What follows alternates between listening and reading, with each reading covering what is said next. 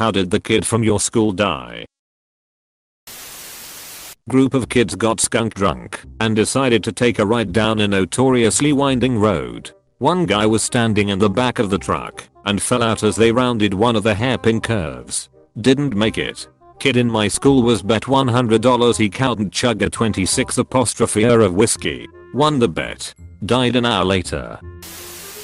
Of all things. An unfortunate camping accident. This was before cell phones. Two friends went out for the weekend to a campground for some fishing over the weekend.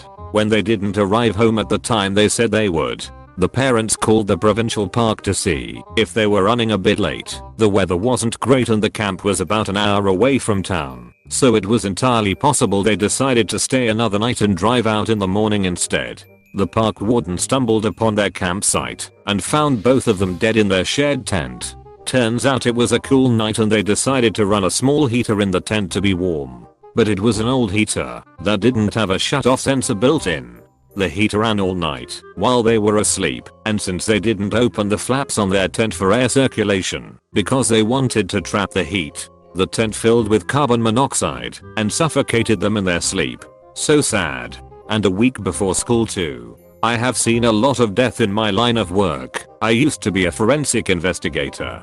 I have seen every way to turn a person into pink goo or burned crisps. The co-poisoning cases always get me though. Just a life interrupted and ended. Everything is all there like normal, but there's dead people there. The co-cases bother me much more than fire cases or meat crayons. There was a story in Australia a few years ago. Two young boys died in their sleep. The mother was suspected to have killed them.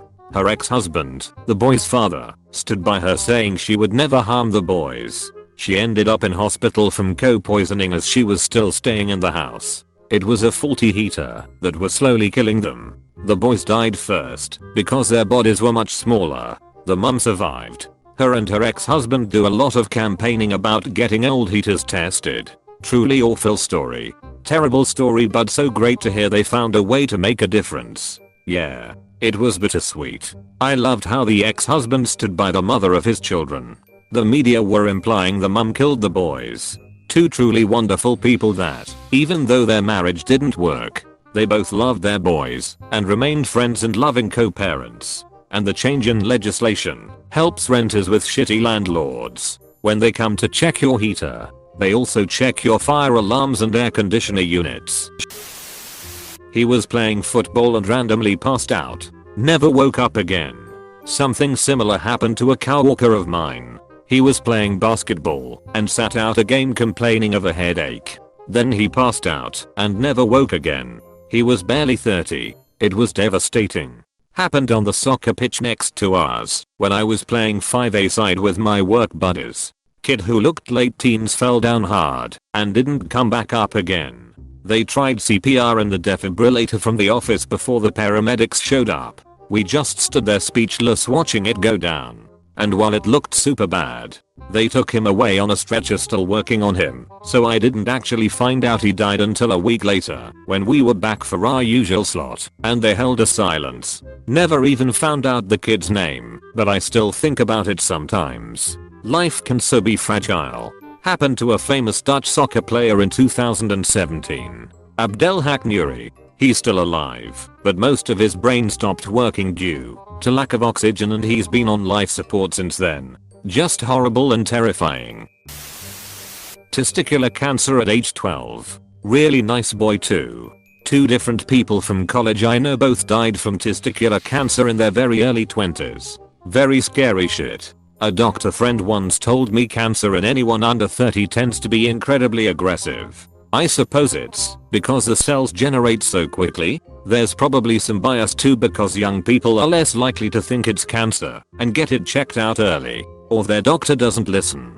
My friend died of breast cancer and left behind her very young children because her doctor kept saying she was too young, and by the time he listened to her it had spread and it was too late. She was in the military though, so that might be different. But I'm still very salty about the whole thing. It did help me to be more adamant about getting a lump checked out in my armpit though. Fell off a jet ski and then got hit by it when the driver turned around. Drowned. Jet skis are insanely dangerous. If you read up on jet ski deaths, they are awful much more gruesome too. Grade school. Rainy day. Bell rang and little girl panicked about being late, ran out in front of a school bus. I saw it happen. I would literally be unable to sleep for months. I remember more about the rest of the day at school actually. Classes went on like nothing happened. Except all the window shades got pulled down. None of the kids even attempted to sneak a peek out the window, despite the fact that many of them didn't know what had happened because they were already in the building. Just sensed something probably. Unlike today where parents would be informed right away. Counseling offered. Kids getting at least need to know info. There was nothing. I'm guessing parents got some kind of communication, but if my folks sat me down I don't remember that. That was 1969. About 20 years ago I had one of those chance encounters where you figure out you had some shared experience a million years ago, and this individual was a couple of years older than me, but also a student at that school. He had exactly the same memory as I described it above. Awful stuff. Thanks everyone for asking. This literally just basically happened in my town's middle school, except it was a car in the drop-off lane, not a bus, a few weeks ago, and you are correct about it being handled differently. Within minutes the parents all had text messages and the police blocked off the area with sheets and stuff. The students were told the basics at first, but then they were told everything, so no rumors were spread. They were escorted to the building next door, where they were picked up by their parents or bused home. It happened in the morning. They had a candlelight vigil and a memorial at a nearby park within days, and an area where people could leave flowers and notes and toys etc. And counseling was offered. An email was sent about how to talk to your kid, and had lots of links and places for sources for help if that parents needed / wanted it, or the children wanted it. I thought it was handled very well personally. San Marcos?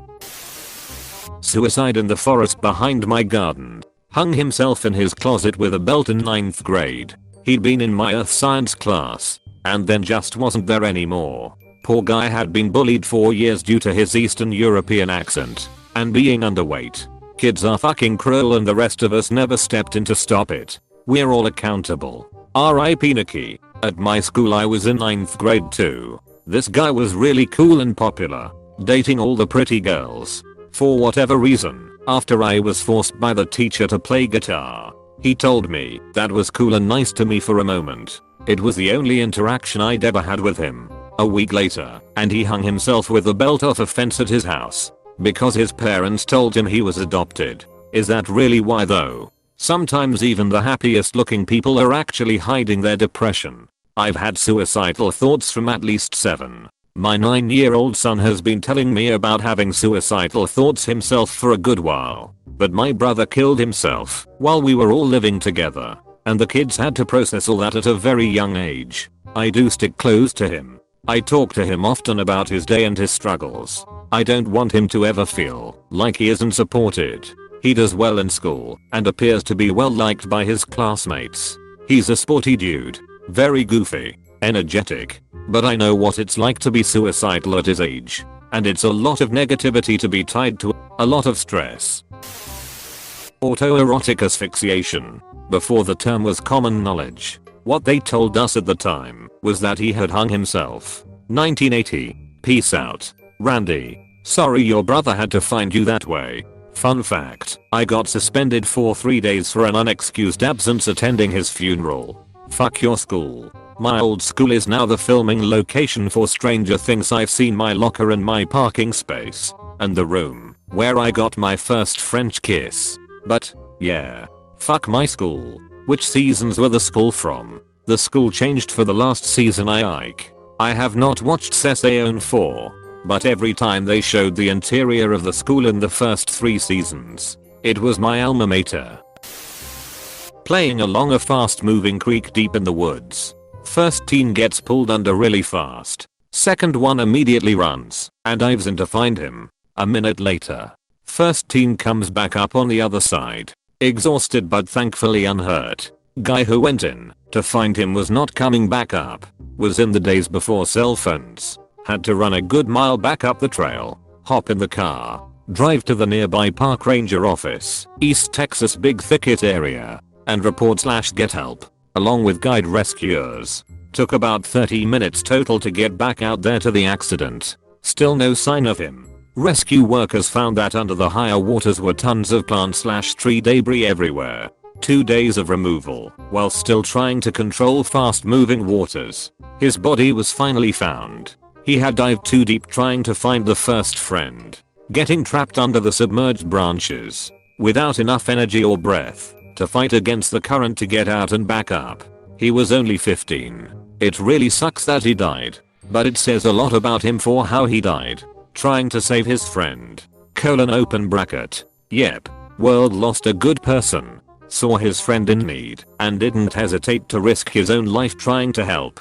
Tragic. I think a lot of drownings come from people trying to help. Helped a girl stuck in a river whirlpool and she almost drowned me. Also don't fuck with riptides or tree wells. The closest 3 times I was to dying was water related. Saving a drowning person takes a lot of training because our knee-jerk responses can get both people killed.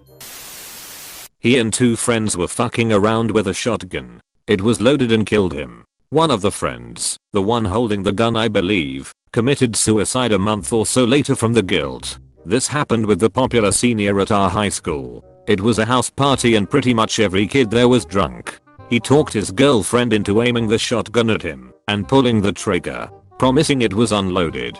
His face and chest took the blast. She was fucked up for a very, very long time. His family went out of their way to make sure that her rehabilitation and anything else she needed for help was covered. That's some of the worst shit in here. I can only imagine what the girlfriend felt after she did that. I cannot even imagine going through that shit. Like 5 of them died of drunk driving accidents. 3 of them at one time. Little redneck school in the middle of nowhere. Apparently people seem to think drinking and driving is the only way to have fun. Getting a DUI is like a rite of passage in some of those towns, I swear. Culturally, small rural towns in the US are completely different than urban areas. Booze cruising or just driving around country roads with friends drinking is a very, very common form of entertainment, common even in the 16 to 20 age range. Super frowned upon by city people. Relatively accepted in rural areas. I think it's seen as less of a problem because there are lots of roads you can drive around on and not pass a single car for a really long time. So people kind of view it as less serious, while in urban areas there's constantly people and things around you can hurt or damage. Many times if the police pull them over, they just call someone to pick them up and don't issue any tickets.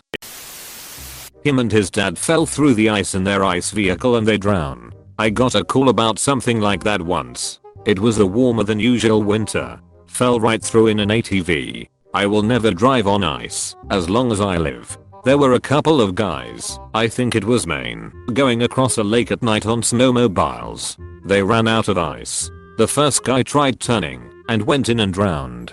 The second guy gunned in and kept going straight over open water, probably shitting his pants. For about a mile I think. He did make it to land.